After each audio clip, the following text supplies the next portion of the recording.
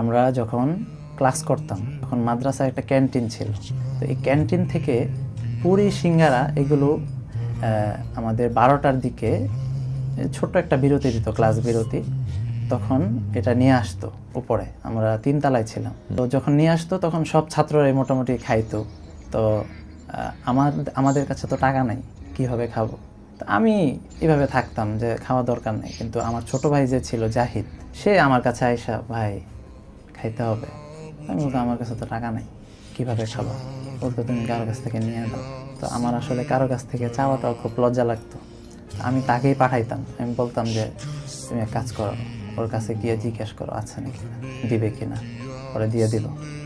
এমন কারো কাছ থেকে যদি পাইতাম তো দেখা যাচ্ছে এমনও হতো মাঝে মাঝে যে এমন সময় টাকাটা সে দিছে যখন এই নাস্তা শেষ হয়ে গেছে।